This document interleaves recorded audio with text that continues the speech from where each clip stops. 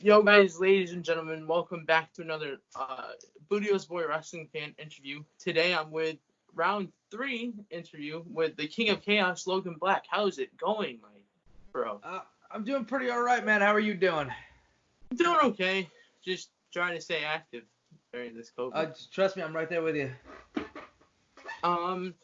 Is everything going okay on your side? You're safe? Yeah, Healthy? I mean, everything for me is safe on this end. Just, trying to keep busy, trying to be active, trying to keep producing content as we have to do. So, that whole thing. Now, it's funny that you say that content. You used to do, we talked about it in round 2, the airing of grievances. Yes, sir. Is it over? Yeah, so, I mean, I could sit there and I could complain about things every week until the end of time. Like, that's not much of an issue for me. But I don't know. I felt like I wanted to do something different. I mean, the fact is, it was about a year of me doing those videos, and I just wanted to try something else. And I got the podcast now. I've got the YouTube series. I've got the Vimeo series, the music series. I've got another one in the mix trying to get together. So I'm putting out a lot of stuff. So the airing of grievances, as much as I could still air grievances, is no longer being produced. So it's pretty much in a casket now. Yeah, I wouldn't say it's in a casket because it's not dead, so to speak. It's just it's chilling as its own thing. Is Seinfeld in a casket? No, Seinfeld still exists. You could watch Seinfeld anytime you'd like, but they're not producing any new episodes. Now, you did start your own podcast. I did. Where did you come up with your name for that? So, my favorite Batman story is Batman Year One. It's my favorite set of stories, graphic novel, whatever you want to call it. And I wanted to focus on the first year in wrestlers' careers because I feel like that's one of the most interesting times. You're learning so much so quickly. You're pretty much reteaching yourself how to walk, so to speak. So I figured this was a good opportunity to get those stories out. Also because, in general, I feel like the weirdest people you meet in pro wrestling always happen in that first year. Always. Like, I've never met anybody crazier or weirder or more unique than the people that I met in my first year of wrestling. So I wanted to get those stories out there, and it just seemed like a good mix. Year one Batman stuff. I like comic books, so blend everything together to make a delicious stew. So because of COVID-19, no wrestling on, but people are producing content in different ways, and they're also trying to stay active. Now, you started doing on your social media the deck of cards workout. Can you explain what that is for people that don't know? Sure. So I heard about this from a buddy of mine. He's a wrestler from North Carolina by the name of Eric Adams, and he told me about this years ago. Just as something, he goes, oh man, this will be really, it's really good, and you'll learn a lot. And I just never really did much for it. And then, every once in a blue, I'll bust it out just because it is, no matter what, it's a good workout. Like, no matter what activity level you have, you can modify it to work. So basically what it is, you get a deck of cards, you shuffle it up, and whatever you flip over, whatever the card tells you to do, whatever the number and suit that you work with is what kind of exercise you do. So, for example, today was my push day, and I warm up every day with these. Hearts is squats, diamonds are push-ups, spades are jumping jacks, clubs are what do you call them? Crunches, and an ace for me is always 10 burpees, and you just do whatever the corresponding card is. I switch it up depending on the day and what I'm looking to do with my workout, just to kind of, not ever get crazy about it. And if you really want to go crazy, you double the numbers, or you flip 2 cards at once. That's when you're really trying to burn yourself out. Now, you did something a little different with your podcast. You had an episode 0. Epilogue is what you call it. Can you explain why? Like, why not just have episode 1 like everything else? So the entire concept of the episode of the podcast itself is for me to interview other people. So if I had started with episode 1 with me just talking about myself, to me that's not quite going with the theme of the podcast. Additionally, the episode 0 was supposed to be a preview, and I believe it came out a week prior to the date that I was telling everybody that this one was going to come out. And I released 3 episodes on the first day so that people could kind of binge, get a good feel for what I was trying to do. So I wanted to get a bit of the background out, a bit of my background out, and kind of let people know what it is they could expect from the show without bringing a guest on. There is at some point, I'm thinking possibly for episode 50 or 52, whatever like a year in is, I might have my tag partner Chris Benet interview me about my first year so I could get out all these ridiculous stories. However, I also feel like by the end of a year's worth of podcasts, I'm gonna have to bounce those stories off of other people. Like I've got 2 podcasts or rather 2 episodes I recorded over the last few weeks with one with the former CPA Nick Stapp. That should be coming out in the company. That's actually gonna be a 2-parter because Nick and I talked for 2 hours just about ridiculous wrestling things, and him and I came from the same place in one way or another. Nick didn't spend very long there, and then I spoke to another professional wrestler that was actually there for my first year by the name of El Shoes, aka Maximus Sex Power, aka the Revolting Blob. He's not quite. I mean, he's well enough known, but he's not quite well known as like a Nyla Rose who's been a guest or a Sunny Kiss. But Shoes was there for my first year, so him and I reminiscing on all the absolute ridiculousness of that time period and of that place was. I think that story is coming out enough. So that was again what the epilogue was supposed to be, or the prologue, excuse me, was supposed to be. Is just giving a bit of background. Additionally, keep up with the comic book theme, so to speak. A lot of times comic books will go like year 0 or issue 0 to kind of give like a lead-in to what a series is doing. Now, speaking of tag team, the East Coast Bastard Crew with Jeremy Leary. Yeah. You turned on him in Pioneer Valley and Western Mass Wrestling. So is that tag team done? I don't know, man. So here's how I look at it. First of all, wrestling is done for the moment. I don't think anybody is. People are certainly thinking about getting back in the ring, but we don't have any date. There's no like, all right, wrestling is going to begin again at this point. So I think for a lot of people, they're going to be letting bygones be bygones in a lot of situations because one of the things that we love was taken away from us. So whatever petty issues and differences we have with each other, might be swept under the rug just because we're just want to get back out there and do our thing. With that said, I still owe Leary a bit for being a dick to me, and I forgive, I don't forget. So you got brothers, man. Sometimes you fight with your brothers. Leary was there at my wedding. Leary is somebody I consider to be a brother, but sometimes brothers got to fight to clear out whatever issues are there. Who knows how it is. I haven't seen him in a while, so I can't say exactly how I'm gonna feel. Now, like you just said, you kind of like just push it under the rug, and like you don't know when wrestling will be back. Would you say that everything will be kind of in a restart position when wrestling does come back?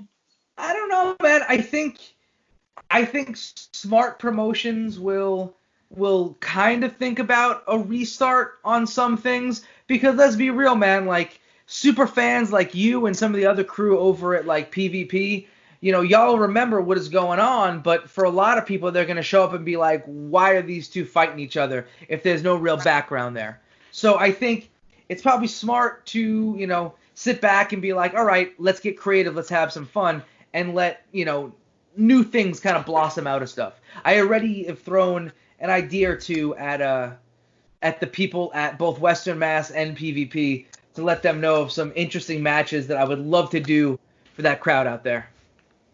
Now, the other day I interviewed Eric Hunting. He's a big fan of yours. We're both Yep. big. I watched that interview.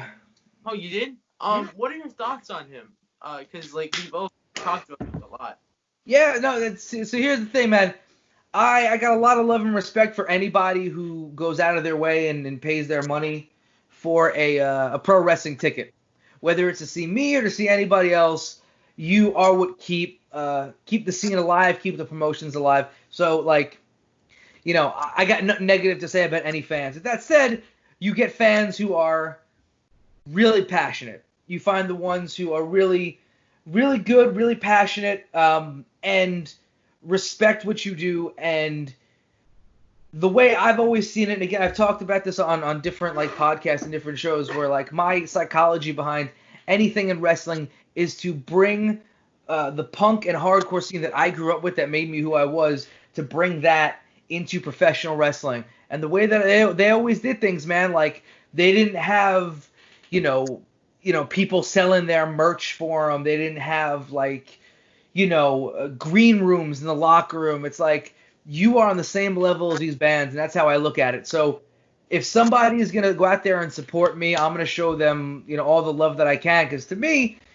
what do I gain from like pretending that I'm, a rock star? And even if I was a rock star, like to me, I don't got that kind of personality trait. I'm always gonna be the person at the merch table. I'm always gonna be talking to people, whether you buy something from me or not. Like, come by, let's chat it up. Obviously, you're there because you love wrestling. I love wrestling. It's a family. We grow together. We create this scene and forge it and make it better together. So when it comes to Eric or you or anybody else who comes through and supports me, you've got, undying love for me. That's legit. Mm-hmm. Now, your face in the Western Mass and this indie scene, is you turned on Larry pretty much. Oh, because you guys won't boo me. That's what it is. You started to, like, if depending on the match stipulation, I think even if it's just a regular one-on-one, you started to pick people out of the crowd and help you. Elaborate on that. Like, tell us more why. I mean, it's the same deal like I was just talking about with, bringing punk and hardcore to professional wrestling. If you go to a punk show, there's gonna be some physicality. Everybody's getting involved. Bands end up in the crowd. Crowd members end up on stage. It's just how it happens. It's, the chaos and craziness and fun of that life. So it's like, to me, it's why during my entrance, I grab people and we dance, because this is, we're getting hyped up for what's going on. We are all a part of what makes us great.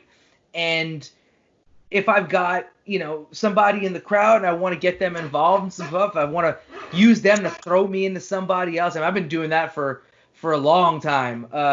It's just a matter of bringing that interactive environment that is, the punk scene that forged me, bringing that to people who don't necessarily know about it. Now, let's see. Back in January 2019, you were in a heavyweight title match against Big Bacon Bad Hollister. It was also I don't think it was a chair match, but I think it was Extreme Rules, no DQ. You got piled. You got a bunch of chairs thrown at you after the match. And did you ever eventually? How long did it take you to get up? I mean, the fact that you told me that it was January 2019, like that's more than I remember about anything. I can't remember what I had for breakfast, let alone what happened in January 2019. Probably took me a while. I was buried in chairs and then given a what do you call it, a jackhammer into the entire ring filled with chairs. Again, man, that's that punk rock shit. Whether it was me instigating it or Brad, but you know what you get when I step through that curtain. You know you're gonna get shit like that. So that was the attempt to recreate, the ECW chair party, and it happened, and I got hit in the head with a lot of chairs, and there's a reason why I can't remember what I had for breakfast, and that's certainly one of them. Is there anyone that if you take COVID out of the situation, is there anyone that you have worked with that is making it big on the independent scene as of right now? I mean, I'm friends with a lot of people who are currently making it big all over the place, man. The couple that I'll think about, again, like just run through the list of guests on my podcast, because everyone that I have on there, save for like a few people who I don't even think I've released the episodes yet, are all like friends of mine and people that like I consider to be friends. I mean, Nyla Rose is a really good friend of mine. It's an AEW Women's Champion. Sonny Kiss, great friend of mine. Mark Adam Haggerty, who's the lead announcer for MLW. Proud and Powerful, who I'd love to get on the show, but those guys are real busy. I've wrestled those dudes so many times. I was on so many shows with them back in the day. Traveled all over the place with them, man. Oh my God, I could. There's some ridiculous stories involving those guys. They're really fun people. Damn, a lot of people. I mean, Janela's not a friend of mine, but I wrestled Janela for a company that trained him. I wrestled him in a tryout match years ago. But I've wrestled pretty much anybody from the Northeast area that's doing anything. I've definitely had a run-in with them. And Bear Country, 2 other guys that I love. So yeah, so many dudes, so many friends who are all doing their thing. Now, in the first interview that we did, which was, I think it was last June, you talked about one of your gifts that you had, El Musky. Will he ever make a comeback? El Musky. Well, I mean, it's funny that you mention it. It's first of all, we can't say El Musky is my gimmick. El Musky is a completely different guy. He's a French fella. I don't know anything about this guy, but he's a buddy of mine, and he writes me every once in a while. And El Musky told me he hadn't wrestled in quite some time because he was just handling some stuff in Paris, Connecticut, and then he got booked like 20 matches for Mania weekend, and of course that didn't happen. So that's that El Musky luck. It happens. Will he ever be on the Year One pod? So I don't think he needs to be, because there is an interview from many, many years ago where somebody interviews Musky about his breaking into the business with the WCW power plant and not doing so well over there. And there's a video of this, and you could look it up on the internet if you search through El Musky. The quality on it, I don't imagine, is very good, but El Musky talks about breaking in and getting the crap kicked out of him by Paul Orndorff, who is one of the trainers at WCW. Wow, such a touching story. Let's see. Oh, let's talk about this. Back in February, you had a match against Cold Steel Chuck O'Neill, and you ended up going through the middle rope and broke the turnbuckle. Is that the first turnbuckle that you ever broken? Nope. It's happened to me before. And then in addition to that, so I've had ropes break on me before, at least once or twice prior to that. And then also one of the spots I used to train at had an issue with a rope breaking. It was a different, so we had to take apart the entire rope and everything and learn how to fix it. But that's something that will happen from time to time, especially if you're using equipment that gets used super often. Is things end up breaking on you. It's like a car, man. You drive a car, something breaks, something else breaks. Lights go on. You got to fix it all up. Same upkeep on a ring. What is the state that you've had the most craziest matches in? I've seen a lot of hardcore stuff from you on the Western Mass area. What would you say is the number one state that you have wrestled, whether it be hardcore or deathmatch? What state? I've done a lot of really fun brawls out in Western Massachusetts. I don't say that it's really that hardcore, only because I've done a lot of blood and gut stuff in Jersey. That's where I do the super deathmatchy stuff where I online. I think it should be on YouTube. I could be wrong. But for the H2O, which is Matt Tremont's promotion, I wrestled Jeff Cannonball, and in the open we hit each other over the head with baseball bats covered in thumbtacks. So within the first 3 seconds, I'm gushing blood. I wrestled John Wayne Murdoch in New Jersey as well, in a match where we were headbutting gusset plates into each other's heads, which, if you don't know what gusset plates are, if you took apart all the stuff behind you in your house, the stuff that keeps the walls together, The metal parts, yeah, gusset plates. We were headbutting those into each other's heads. I would love to do that in Western Massachusetts simply because I know you guys are so appreciative, and you're a great crowd, and there's a lot that I want to give back to the people that support me. But that's also not up to me. I've suggested a few matches again to the powers that be, so we'll see once all this craziness dies down if they're gonna let me really get crazy for you guys out there. Because trust me, as crazy as it's gotten, you guys have seen absolutely nothing yet. I do remember you told me on your live stream on social media you recommended a barefoot Lego match. Yes, that's correct. The owner of Pioneer Valley Wrestling. Yeah, barefoot Legos. I've done one of those before. I'd love to do it again because I don't know if anybody's ever stepped on a Lego and then stepped on it barefoot. You know that it is not a fun party. No, definitely not. If that match was to happen, would there ever be a point in that match where you start using the Legos to build something? Maybe like a chair? Well, listen, if I could build a chair out of Legos quick enough, that would certainly be a game plan. What might be a smarter game plan is to shuffle some of those Legos out to a fan in the front row who might make something for me, and then use that instead of wasting my time because I need to be doing the ass kicking in the ring. I'll leave the Lego craftsmanship to others.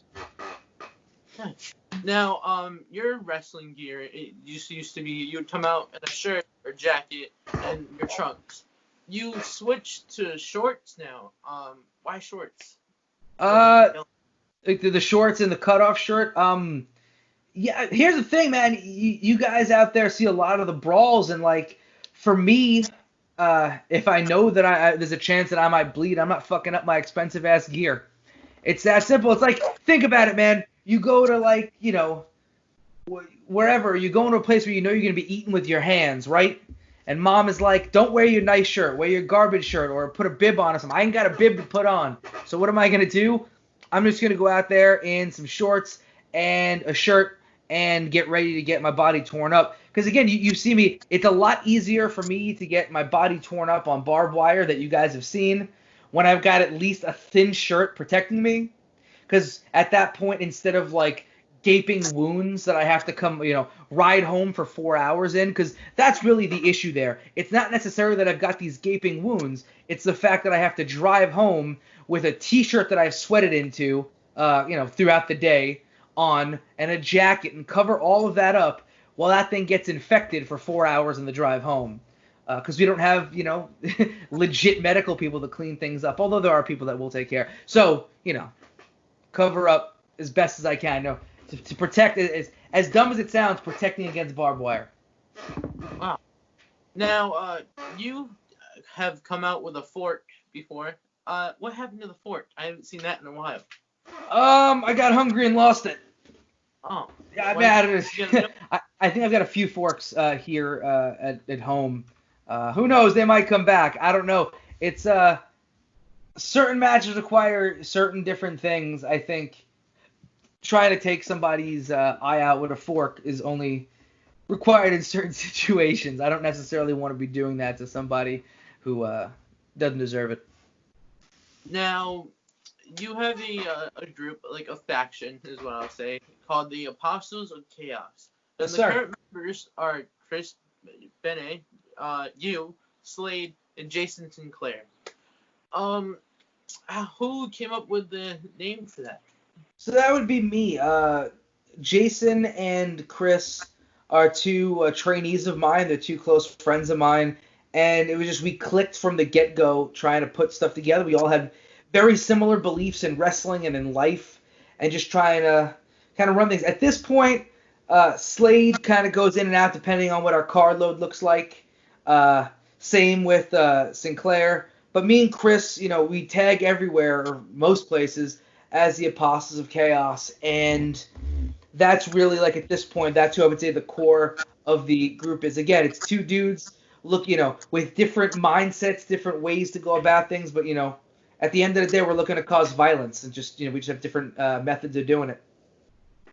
Now, I had an interview with Don Kincaid last week, and we both talked about like our interviews and like who we're trying to get on the show. Is there anyone on your one podcast that you would like to interview or trying to?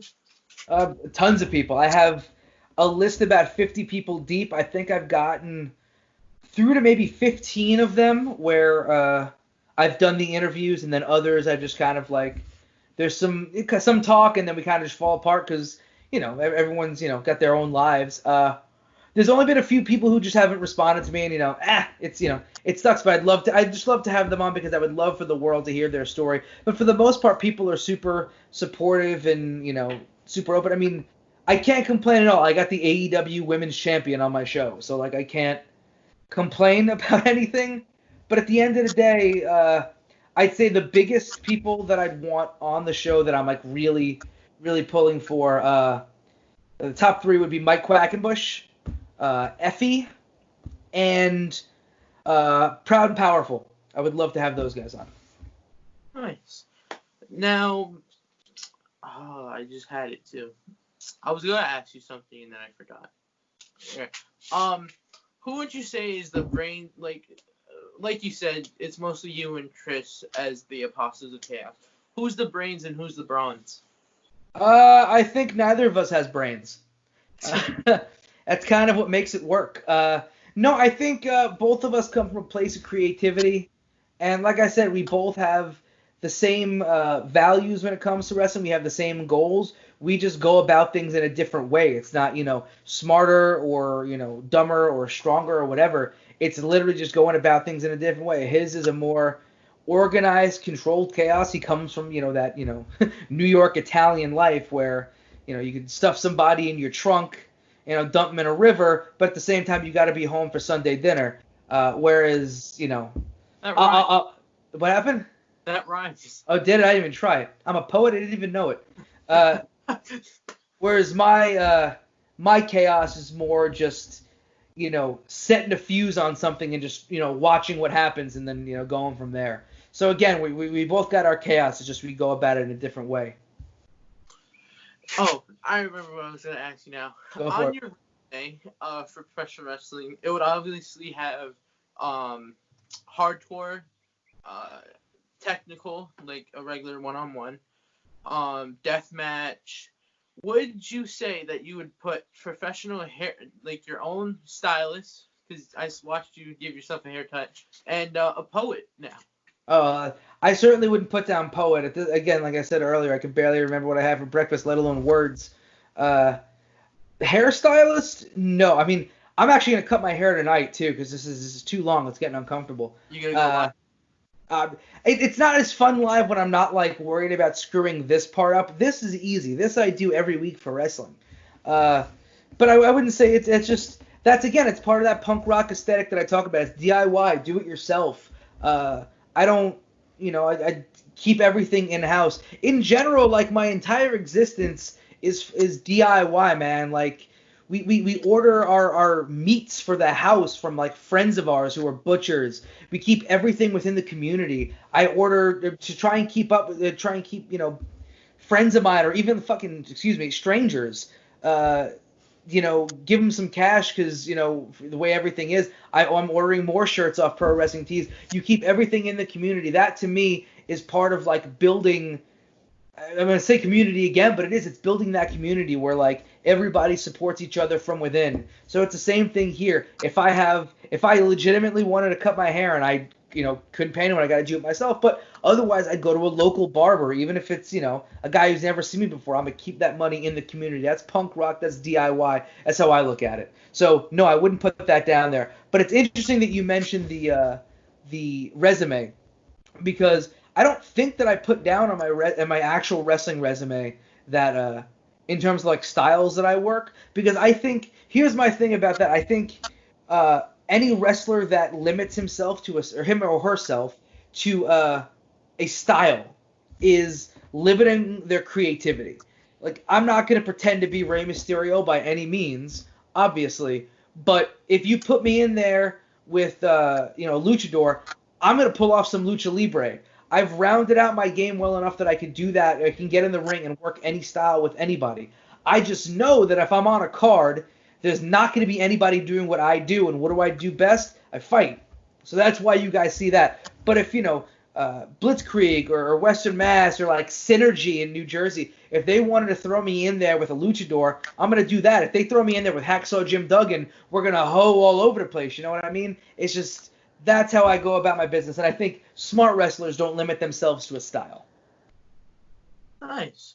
Now, I hate to keep going back to the past interviews, but talked about. I interviewed Big Juicy. You're familiar with her, of course. And I asked her a question about does she look up to anyone on the independent scene? And we mentioned you, because I figured she would. Because yeah, would you say that you are a mentor to people on the independent scene? I wouldn't consider myself a mentor to anybody. I think that, again, everything is going to cycle back to this punk rock stuff, man. You keep everything within the community. If I help Juicy out, if she sends me matches and I give her advice, if I watch her matches and I help her out, anybody out there, if we're helping each other, we keep everything that we do within our community. We keep everybody growing together. If she gets better, we get better together. I'm better. If I'm here, she's here, I bring her up to here. She's here, I'm here, she brings me up. That's how that works. Everybody supports each other within a community. So that's how I look at that. I never want to thumb down on people who are passionate about something that I'm passionate about too. That would make me a dummy. You know what I mean? Mm-hmm. Keep everything growing within that community. And that's the great thing about wrestling is even though wrestling has its small little communities everywhere, the pro wrestling community, in the larger, all over the U.S., it's just all the same. I wouldn't consider myself a mentor. I'm just somebody who wants to see everybody grow together. You're very interactive online, on social media, even during these, even before COVID-19. I like it. It's really cool that you're very interactive. You do live videos. You unbox stuff. You buy stuff and show us and show it off to us. Why? I like it. I just want to know why. Sure. So this is, again, twofold. And again, it's all going to cycle back in to punk rock, man. So the reason I do those unboxing videos, I'll be doing one probably Saturday because I think that's when my Pro Wrestling Tees order comes in, just because I want to show off for the guys, let people know to go out and buy them. But the reason I do the DVD ones is because the guys who run the Funkenstein Wrestling Superstore, where I get that stuff from, they're good friends of mine. They're really great people. They are from the same scene that I'm from. So what are they? They're trying to help out and do what they need to do. They're at local shows doing their thing. They're a local business with dope people who run it. So of course I'm going to try and support them, because the more that I show off all the awesome stuff they've got, the more people want to buy stuff from them. I know Dan from Funkenstein has told me, he's like, yeah, people have said that, mentioned that they, have come across something for me, or I've mentioned them on the podcast and people order stuff. So that's why I do that. The reason I stay interactive with everybody is, again, it's that punk rock stuff. I'll never forget, I was maybe about 19 years old and still very active in my local scene. And there was a band from, I don't know, somewhere in the Midwest that I really liked. And they were playing in Brooklyn, which is where I'm from. And I was really psyched about it because they were a local band. They had only put out a 5-song EP. Nobody but me had ever heard of this band, seriously. And they were playing a local show while touring. So I wrote them to their email on their website, being like, "Hey, you're listed as coming to Brooklyn, but you haven't listed a venue. Can you let me know what the venue is? Because I would love to buy tickets and I would like to bring people along to support the show." And again, I bought their CD online. I bought their shirts online. I love this band, and they never got back to me. And it's not like, I hold a grudge. Everyone's busy people.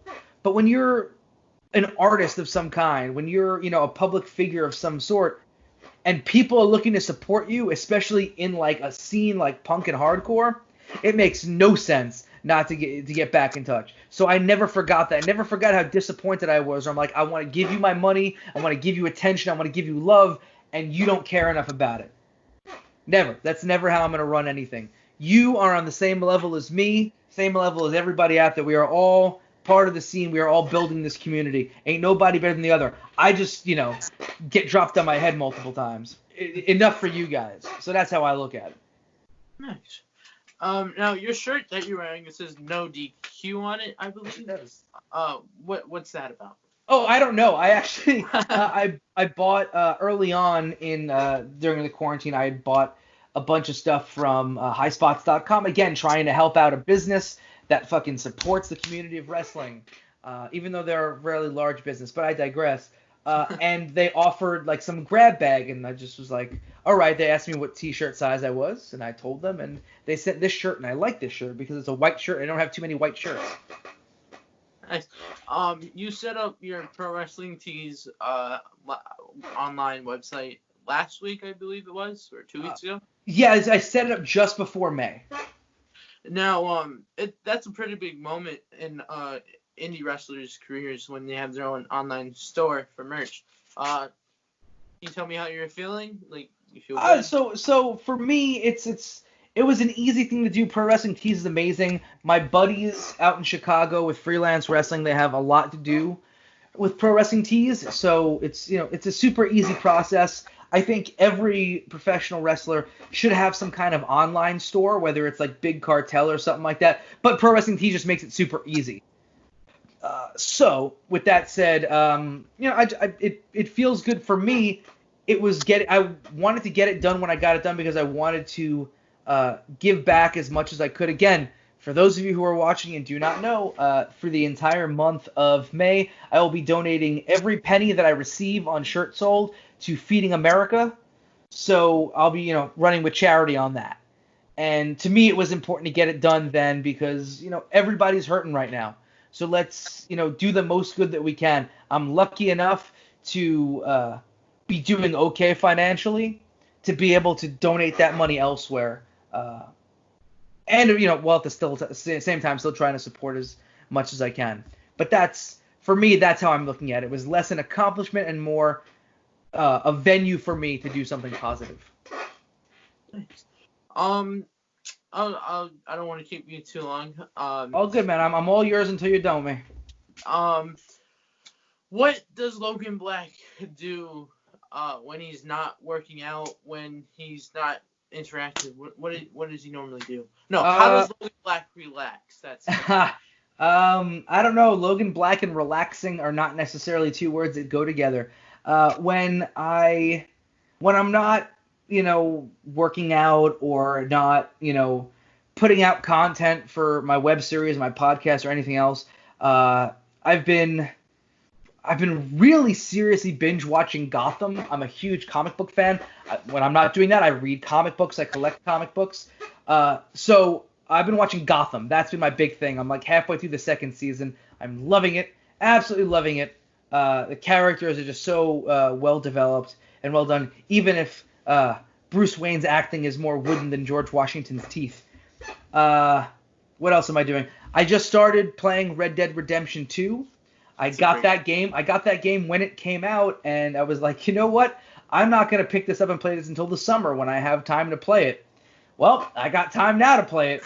So, I give it maybe like an hour or two every couple of days just to tinker around and have some fun. I enjoyed the other ones. So that's about it, man. Like, I read a lot. I watch Gotham, and I play video games. And honestly, man, like, the podcast takes a lot of my time up. Doing interviews for it, you know what I'm talking about. Takes a lot of time up. Editing the web series, filming the web series, and again, I've got another podcast / web series / something else that'll be coming out hopefully soon that I'm going to be working on as well. So, all these creative ventures. Nice. If the fork does not come back into play, are you going to bring like scissors maybe? Because it's like you put your... No, I mean, I don't know if I'm going to use scissors. A little extreme. Again, I'm not just that it's super extreme. I don't mind getting extreme. It just, let me get creative. Let me find something else that's interesting. I'm thinking, I started using a hanger for a bit. I like that. I liked it was starting to get over. So I'm going to start using a hanger. I start fish hooking people with a hanger and keep doing that. That's going to be my thing, I believe. Where does Logan Black want to be when hopefully this COVID-19 ends? Right back where I was, and hopefully continuing to move up. The thing was, I had a lot of debuts upcoming. I was debuting for a new company in Maine that would have happened. Tennessee, more work in Virginia. I was getting more regular work with Primetime Pro Wrestling in Washington, D.C., which honestly is one of my absolute favorite places to wrestle. A lot of really great stuff was happening, and this put a slight damper on it, so to speak. But I genuinely think that I'll be getting back into the swing of things just like everybody else, and I'm hoping to come back super strong. Like legitimately, I'm getting into some of the best shape of my life right now because I'm just working out nonstop, and I feel really good about things. I think a lot of wrestlers we really needed, as much as we don't want, we would much rather be out there making money and entertaining people. But I think a lot of us genuinely needed this time to heal up, man. Like, well, we're hurting. A lot of us were hurting pretty bad. And now I think a lot of my nagging injuries from wrestling have subsided quite a bit. Now I just have all my nagging injuries from lifting heavy stuff. Now, at your merch, can you tell us what the normal setup is? My merch table. Everything. That's what my normal setup is. Let's see. I've got a whole bunch of shirts up there. I've got photos. I've got stickers usually. Used to have buttons sold out of those, and my merch guy doesn't make buttons anymore, so that sucks. I used to have patches. Those were a gift, and they're too expensive to remake, so I'm just going to hold off on the patches. And then I started bringing, again, all the DVDs that I get from Funkenstein that I either already have or have no need for. I sell them at my table dirt cheap just because I'm trying to get rid of them. And masks I've got, too. I try and get a nice little smorgasbord of fun for people. What was the other thing that I just got, and then I was like, oh, I need to start selling these. Oh, I don't know. I forgot what it was, but there will be, plenty of other things coming out eventually. Now, is it okay if we talk about that DVD incident one time? I mean, if you'd like to, you can go right ahead. I know that. I know that that was a lovely prank, but that doesn't quite work as well when a young man with a much older dude. My heart was in my throat at that point. For those of you who don't know what we're talking about, I asked him the merch question, and he said he's got DVDs normally. He gave me these 2 DVDs that were in like a envelope, and like they weren't in a case or anything. And he had wrote in like what they were. I watched one of them, and it was just ECW wrestling. It was really cool. I then texted him the next day, and I said, remember those DVDs that you gave me? And you responded with, what did you respond with? I don't even remember. Again, I can't remember what I had for breakfast. He responded with, yeah, I remember those DVDs. And I said, those weren't wrestling. Those were some After Dark DVDs. And your response was really funny to me. To me it was, because it was a joke. You were really scared, and you were really embarrassed, and I just really thank you for understanding. Like, at least you got the joke after. But yeah, I mean, can you tell us what you were thinking? Once it's a joke, it's okay. Listen, I can enjoy a joke as much as the next person, but I'm sitting there trying to wonder if I'm gonna have my freedom to live and not be locked in a cage for the rest of my life for distributing adult materials to a minor. It's not exactly how I want to spend my life, and it's not exactly how I go about my life. I live things pretty, on the straight and narrow for the most part. So, nice. Yeah. Is there anything that you would like to promote? Because that's how I wanted to end this interview on that. Sure, I've got a lot of stuff that I want to promote. So let's crack the knuckles here. Let's get started. First things first. What's up? Should I get a drink from my fridge next to me? Yeah, if you want to actually start fresh squeezing orange juice, because it's gonna be a bit. So let's start out on all social media. You can find me Facebook, Twitter, and Instagram at King of Chaos NYC. Also, you can check out the Year One Wrestling Podcast. It is my podcast. I bring on some of your favorite professional wrestlers, and we talk about their early stages in wrestling. You can find that on, again, Facebook, Twitter, and Instagram at Year One Pod. That's year, the number 1 pod. In addition to that, you could check out, or you need to check out, because it's gaining a bit of momentum, and I'm getting such good feedback on it.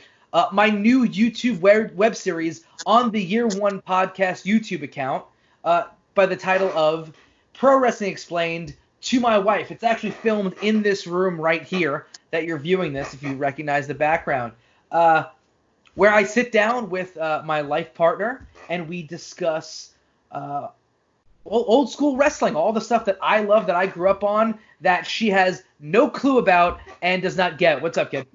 Can you just tell them what the last episode was of Pro Wrestling? Oh, it was the bra and panties match. When I started dating my partner, it was the early stages of the women's revolution where they started taking women's wrestling seriously. But those of you who are wrestling fans, you know, for a long time it was not taken seriously. And for her first opportunity of watching a bra and panties match, you know, didn't go over so well with her. But we've got a lot of other stuff on there. The first episode was the Ding Dongs, very famous, or infamous rather, tag team. Episode 2 was Gangrel. Episode 4 will be coming out very soon, and then every week from that on, every single Thursday. If you check that account, if you subscribe, you will get notifications when it comes out. Like I said, every single Thursday, every Wednesday, the podcast comes out. Every Thursday, you get the YouTube series, Pro Wrestling Explained to My Wife. And then every Friday, for those of you who might not be huge wrestling nerds, if you dig music, I do a music roundtable with a bunch of other people in professional wrestling or others that I know involved in music called Dude, Have You Heard This? It's a roundtable. We just talk about music that we love, that we feel fell underneath the radar. That series is up on Vimeo, and I post those links on my social media as well. Oh, let's think. Oh, yes, we talked about the Pro Wrestling Tee Store. I'm just going to give one more plug to it. I've already smashed my quota that I was hoping. I had a number that I was like, if I get this many, it'll be a good donation to Feeding America. And I smashed that in like a week and a half. We still have 2 weeks left in the month, and I would love to double it if at all possible. So anybody who's watching, anyone checking this out, take care of yourselves, take care of your families first. But if you've got an extra $20 that you want to get out there and you want to do something good, you get a dope t-shirt from me. I've got 4 designs up there. They're all exclusive up there. And that money, like I said, the stuff that I would get from it usually goes right to Feeding America. So again, really nice cause, really awesome shirt. If you've got the money, please go ahead and do that. That's it. Thank you. Yes. It's like you read those things that the news. I do this every single week for the podcast. I know exactly what I'm doing. Well, thank you for your time, man. I really appreciate it. Round 3, the only person to ever do 3 rounds now. So. I'll give it another couple months. You'll get a round 4 ready. I know how you operate. Yeah. Ladies and gentlemen, thanks for watching. Please remember to like, comment, share, and subscribe. Follow him on all his social medias, like he just said. And thanks for watching. This is the only part.